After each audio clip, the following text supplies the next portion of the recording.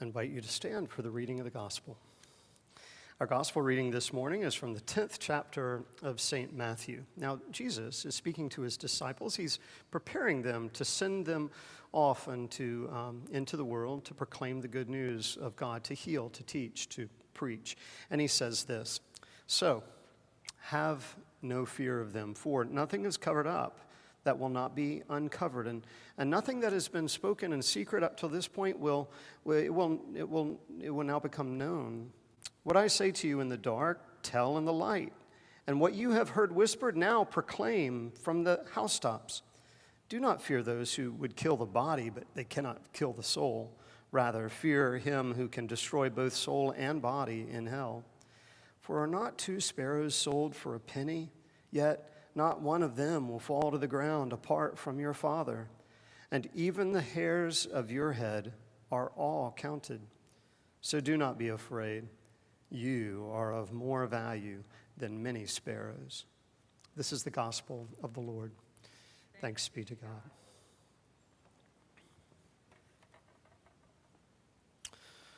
Do not be afraid. We've heard that so often, right? Do not be afraid. Our first kid was actually a dog. Did you know that, Matt? You know how that goes. For those of you who are in early marriage or have been there, you get married and you start to test the waters of having kids. A dog sort of fits that bill. Fun, playful, a decent amount of responsibility. Well, Slick was that dog. Official name was Slick Willie. A beautiful liver-colored Boykin Spaniel who hadn't worked out for his first owner, and so he was dropped off at our house in the fall of 1992. Slick was a great dog, so friendly and really, really easy to love. Until the summer of 1993. We were gone a few days during the first week of July, so a high school student, as I recall, a kid, maybe a college student, it doesn't matter, he stayed at our house to take care of Slick. First week of July, so you know what that means, right? July 4th. Cookouts, parades, hot dogs, baseball, apple pie, all the rest, and fireworks. Well, we had no reason to think that Slick would be afraid of fireworks, but oh my goodness. When we returned, there were holes dug all around the fence, claw marks up the side of our 8-foot wooden privacy fence, and no dog escaped. The kid had no idea where he was, but Slick had become a maniac the night before, uncontrollable. There were loud noises most of the night. He thought some fireworks maybe had exploded in our backyard. The kid apologized profusely. I mean, he didn't know what he could have done, and sure enough, it wasn't his fault by any means. Slick was terrified, panicked. He was afraid, and when fear overtakes us, we react, right? And sure enough, we learned a lot about Slick's reaction to fear. His strength was well known, a 40-pound scaling of an 8-foot wooden fence with ease. Well, Slick was found later that day, several miles away from home, curled up in the corner of a parking deck of Richland Memorial Hospital in Columbia. Boy, was he glad to see us. Fear. Fear can overwhelm us, can't it?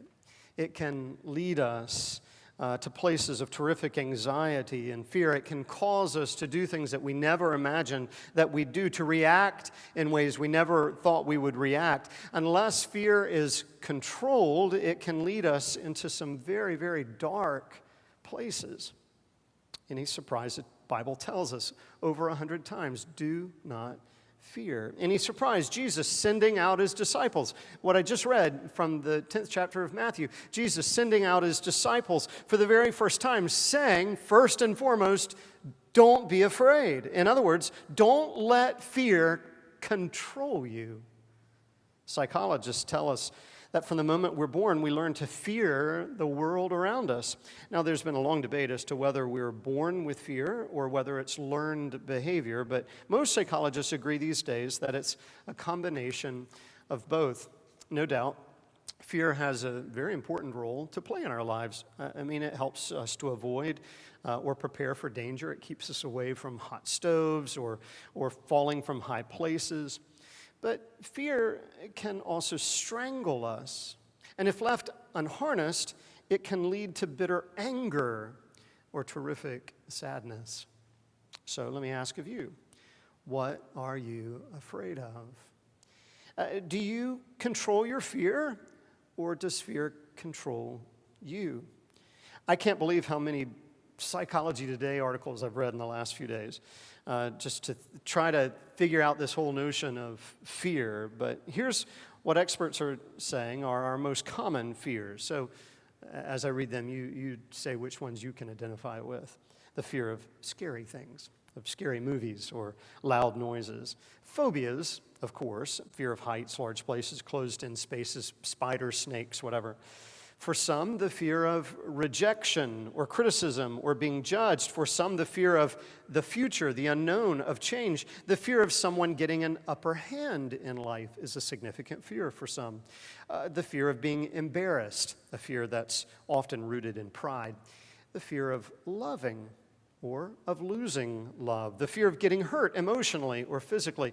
These days, the fear of sickness and disease, and now of re-entering public places.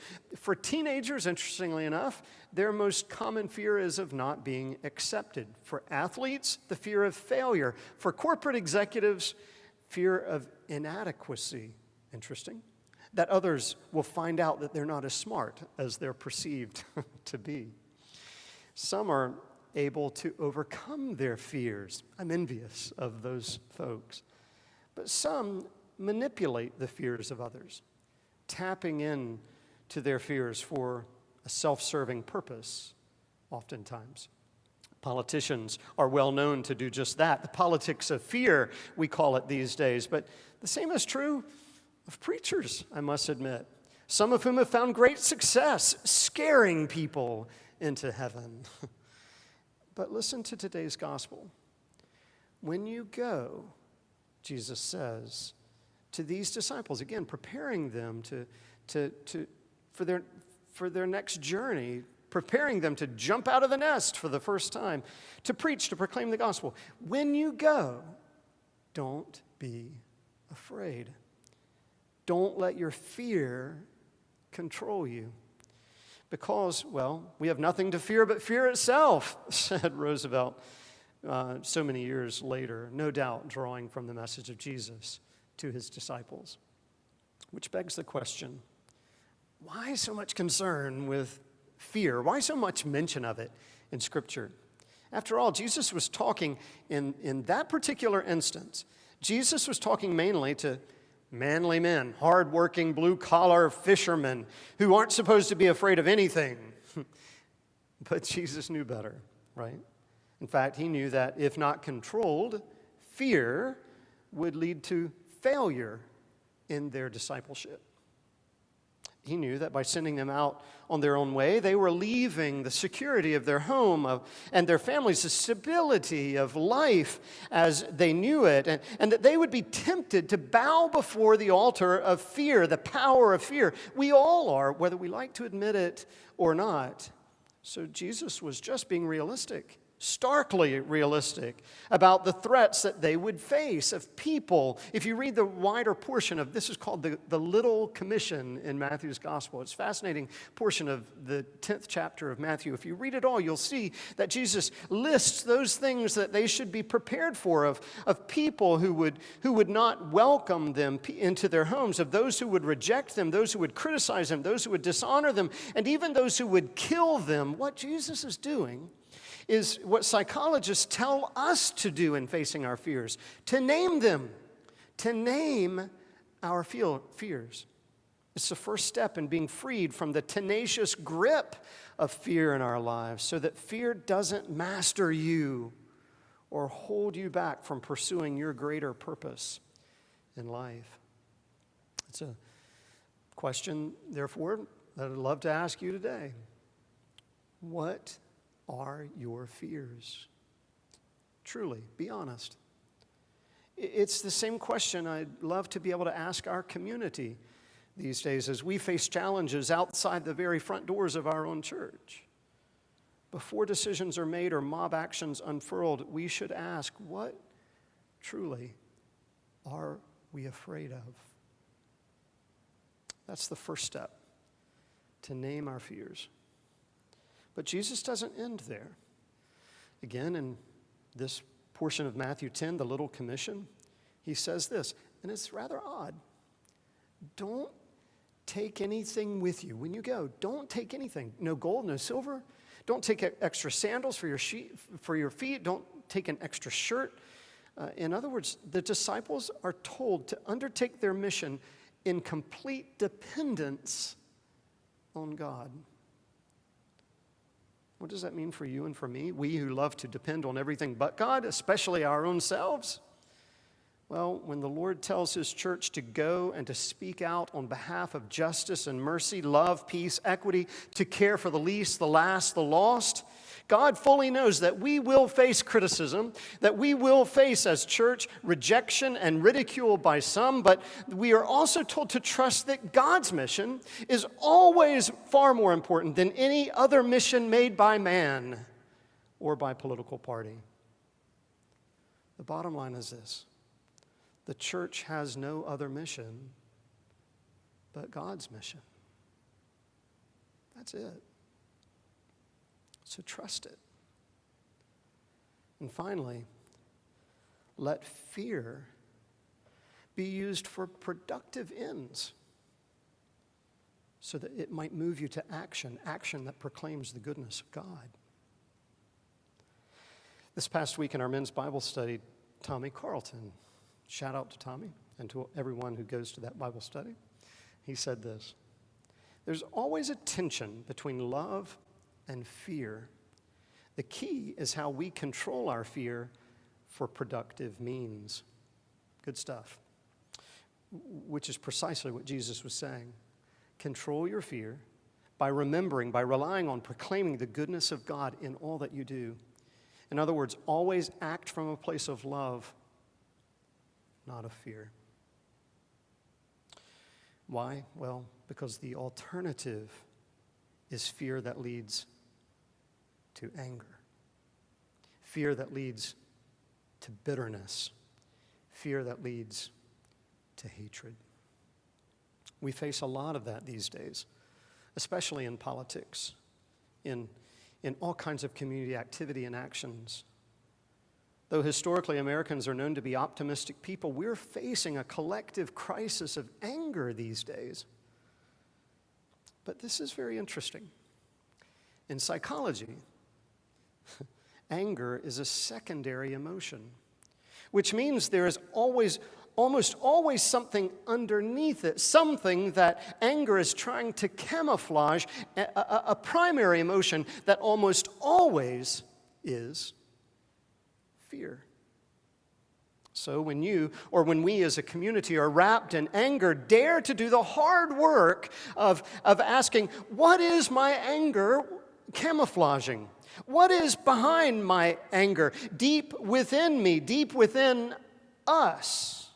And in doing so, trust that God's deep desire is that we overcome our fear, not to ignore it, never to ignore it, but to overcome it. How?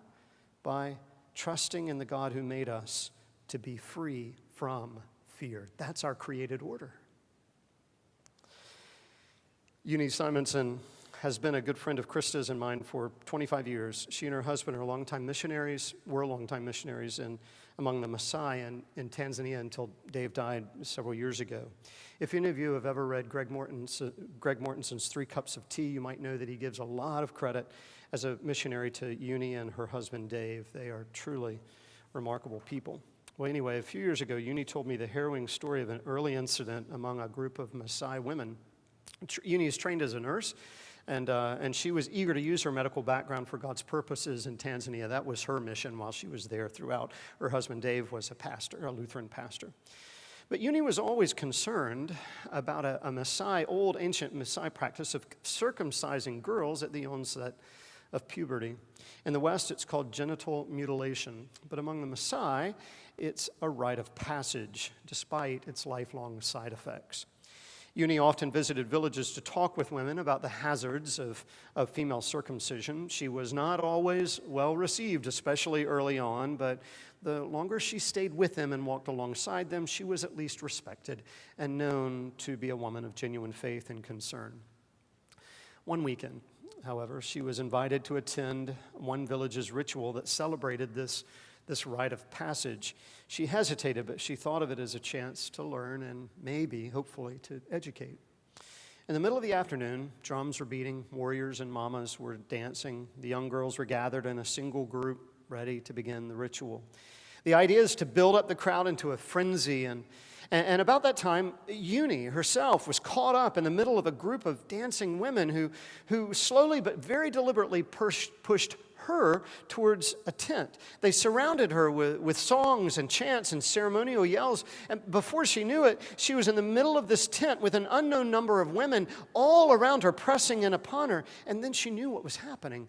The women had danced Euni into the circumciser's tent, so dark that she could hardly see what was in front of her. She knew all about this place. An elderly woman, sharpened knives. She did not want to be there at all. She asked to leave, but the women kept singing and kept dancing, pushing in on her. She could hardly move. She wanted to scream. She felt hands touching her hand, her back, her legs, her chest. Here she was, this great missionary who dared to challenge these women about their time-honored ritual. Now they wanted to formally welcome her into the tribe.